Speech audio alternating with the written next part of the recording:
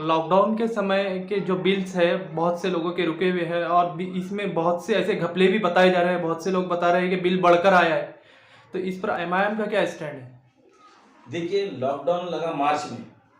और मार्च में जब से लॉकडाउन लगा, लॉकडाउन लगने के बाद से एमएससीबी वाले क्यों रीडिंग लेने नहीं आए, एमएससीबी वाले क्यों बिल नहीं ले पाए, लोगों ने क्यों नहीं भरे, ये पूरे शहर को मालूम है, पूरे महाराष्ट्र प्रदेश को मालूम है कि कोविड की वजह से, कोविड-19 की वजह से ये सारी चीज़ें थमी हुई थी।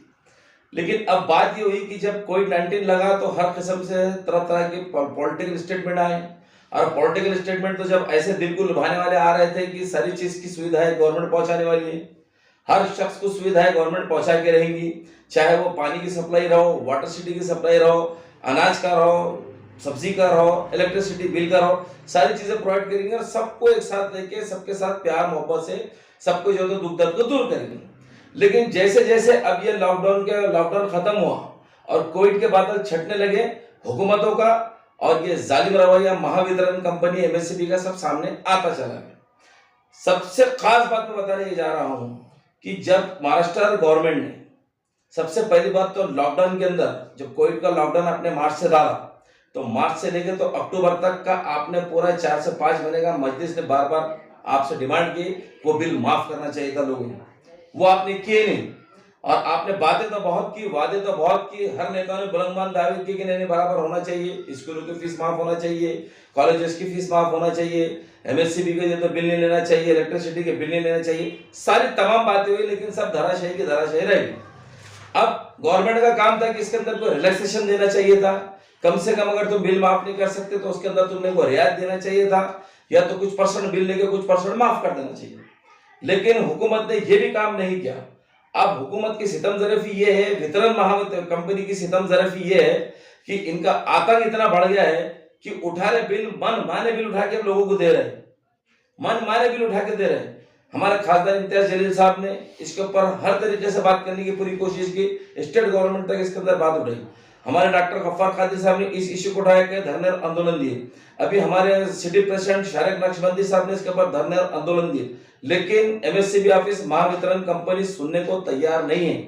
तो हम भी मजलिस इत्तेहादुल मुस्लिमीन की जानिब से खुला आह्वान कर रहे हैं कि एमएससीबी ऑफिस की महावितरण कंपनी की जो दादागिरी चल रही है और जो दंडेशाही दड़पशाही करके जो लोगों से धौंस मार के दादागिरी करके लाइट काटने की धमकियां देके ये बिल लेने की कोशिश कर रही जो सरासर गलत है। अब मैं आपको बताने जा रहा हूं कि लॉकडाउन मार्च में लगा, मार्च, अप्रैल, मई, जून, जुलाई, ये सारे महीने में लॉकडाउन लगा हुआ था। आपने एक एवरेज बिल मारे, जो शख्स 100-150 यूनिट यूज करता था, आपने वो हिसाब से उसको बिल दिया। एक बात समझ लीजिए, आप सबसे पहले मैं जो बताना चाह रहा हूं पूरे शहर वासियों ने कि अगर आप 100 यूनिट के अंदर अगर जलाते हैं तो आपको 4 रुपये 3 रुपये 46 पैसे पर यूनिट, ये 4 रुपए तक आता है 100 रुपए के अंदर। 100 रुपए के ऊपर अगर आपका बढ़ जाता है तो फिर ये 7 रुपए के आसपास चल जाता है। यानी कि 200 यूनिट 250 यूनिट के अगर आप जला लेते तो 7 रुपए पर यूनिट से आपको पैसे देना पड़ेंगे। और 500 यूनिट के ऊपर अगर आप चले गए तो फिर आपको सीधा 1150 रुपए यूनिट के हिसाब से 11.5 रुपए यूनिट के हिसाब से आपको पैसे पेड करना पड़ेगा विद इंटरेस्ट की, अगर आप थक बाकी रखते हैं तो। अब आपने फरवरी, मार्च, अप्रैल, मई, जून, जुलाई, अगस्त आपने एवरेज बिल लिया। अगर कोई 150 जला रहा तो 150 के हिसाब से आपने 100 के लिए, किसी के 125 के, ऐसे आपने पैसे ले लिए। और आपको अब लग रहा है कि रीडिंग देखने के बाद में किसी का जो तो 50 फरवरी का यूनिट बाकी था, मार्च का कुछ यूनिट बाकी था, ऐसा आपने टोटल इंक्लूडिंग करके अब आपने दल बोल के एक साथ एक ही झपाटे के अंदर अभी फरवरी के महीने के जो बिल बांट रहे हैं आप, तो आप किसी को जुलाई के महीने का, सितंबर के महीने का, अक्टूबर के महीने के, किसी के 800 यूनिट, किसी के 900 यूनिट, किसी के 1000 यूनिट बता रहे, और आप पैसे लगा रहे 11 रुपए यूनिट के हिसाब से, प्लस आप उसके ऊपर थकबाकी का इंटरेस्ट भी लगा रहे। ये लोगों के साथ में अति, ये लोगों के साथ में आपका जुल्म, ये वो लोगों के साथ में आपकी जबरदस्ती और ये आपकी तानाशाही एमएससीबी ऑफिस की बिल्कुल हरगिज हरगिज चलने वाली नहीं है। आप देखिए कि ये देखिए आपकी स्लैब, आपको मैं बताना चाह रहा हूं,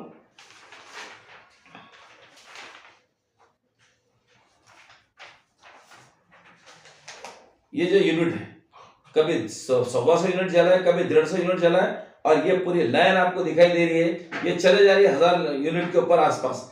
अब इसके आप 11.5 रुपए से यूनिट पकड़ेंगे। आप किस कानून के तहत ये काम करने जा रहे हैं? कौन से कॉन्स्टिट्यूशन के तहत आप ये काम करने जा रहे हैं? किसने आपको ये अधिकार दे दिया ये दंडेशाही दादागिरी करने का? सीधे सीधे अगर इसे दादागिरी और होशियारी करके अगर लोगों के जेबों में से धमकियां देकर पैसे निकालने की कोशिश करेंगे तो लोगों ने इनके ऊपर सीधा पुलिस मुकदमे दाखिल करना, इनके ऊपर सीधा सीधा खड्डी और एक्सटॉर्शन के गुने दाखिल करने की नौबत अब आ चुकी है। आप हुकूमत का काम है, उद्धव ठाकरे साहब की हुकूमत ने लॉकडाउन के अंदर, कोविड के अंदर ये 4-5 महीने में जो लोग परेशान थे, आपने कोई रिलैक्सेशन तो इसमें दिया नहीं, आपने कोई सहूलत और फैसिलिटीज तो आपने एमएससीबी के लोगों को दी नहीं। किसने आपको यह अधिकार दे दिया कि लोगों के ऊपर दमन करके आप दादागिरी करके और उनके ऊपर एक दहशत निर्माण करके उनके जेबों में से आप पैसे निकालेंगे?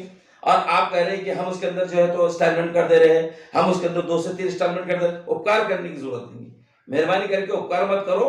आप एक्सटॉर्शन कर रहे हैं, आप उपकार नहीं कर रहे हैं, आप धमकी और दादागिरी कर रहे हैं। लाइट काटने के नाम के ऊपर आप लोगों की जेबों में से जबरदस्ती पैसे निकालना चाह रहे हैं। तो मजलिस इत्तेहादुल मुस्लिमीन भले तमाम पार्टी अगर खामोश बैठी है तो बैठे रहने दीजिए। लोगों को फालतू बातों के लिए बहुत टाइम है, लोगों दूसरी पार्टियों को फालतू बातों के लिए बहुत टाइम है, लेकिन मजलिस इत्तेहादुल मुस्लिमीन एमआईएम पार्टी लोगों के हितों की और लोगों के संरक्षण की लड़ाई लड़ती है। वही लड़ाई हम लड़ने जा रहे हैं। इसलिए मैं तमाम शहरवासियों से आह्वान करता हूं कि जिन को भी अगर जुलाई, सितंबर, अक्टूबर के इतने बिल देंगे, बिल भरने की जरूरत बिल्कुल नहीं।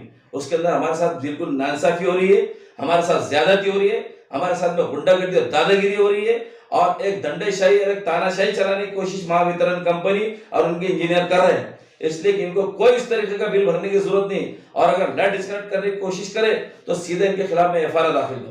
कौन से पुलिस स्टेशन में जो हमारे हितों के लिए अगर हमारी एफआईआर मिलेगी, कौन नहीं लेता हम भी देखेंगे। मजलिस इत्तेहादुल मुस्लिमीन को आप आवाज दो, बिल्कुल एफआईआर दाखिल करेंगे, उनके ऊपर एक्सटॉर्शन की खड्डे गुना दाखिल करेंगे। क्यों? तो शहर को आपने कोई एक पैसे की आपने सहूलत दी नहीं, गवर्नमेंट ने एक पैसे की कोई इसके अंदर तरतूब करी नहीं, गवर्नमेंट ने कोई हमारे लिए योजना लाई नहीं। एमएससीबी ऑफिस की तरफ से, महावितरण कंपनी की तरफ से लोगों को आपने कोई सुविधा दी नहीं। किसने अधिकार दे दिया आपको 13 रुपए यूनिट से और 14 रुपए यूनिट, 11 रुपए यूनिट से पैसे लेने की? तो ये सरासर गलत धांधियां चल रही है। ये एक तरीके से एक भ्रम पैदा करके एक दहशत का और एक जो तो तनाव का वातावरण पैदा कर दिया एमएससीबी ऑफिस में।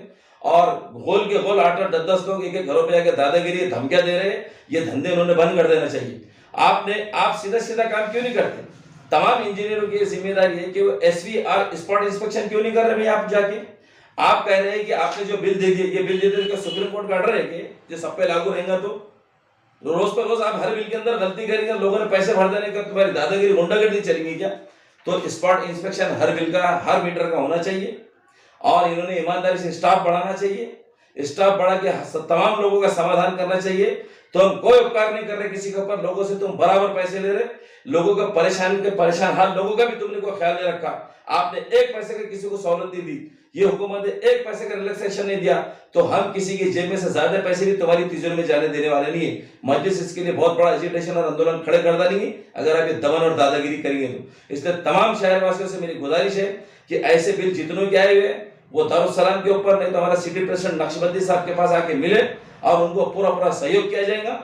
उसी के साथ साथ सभी साजिद बिल्डर साहब, हमारे डिस्ट्रिक्ट प्रेसिडेंट, हमारे शारक नक्शबंदी सिटी प्रेसिडेंट, इनसे आप मिलने की पूरी कोशिश कीजिए। दफ्तर 24 घंटे चालू है दारुस्सलाम, आप अपनी शिकायतें वहां ला सकते हैं और कानून के दायरे में रहते हुए इंशाल्लाह हम कानून के दायरे में रहते हुए महावितरण की दादागिरी को, इनकी तानाशाही को खत्म करेंगे और लोगों को इसके अंदर सहूलत दिलाने की पूरी कोशिश करेंगे।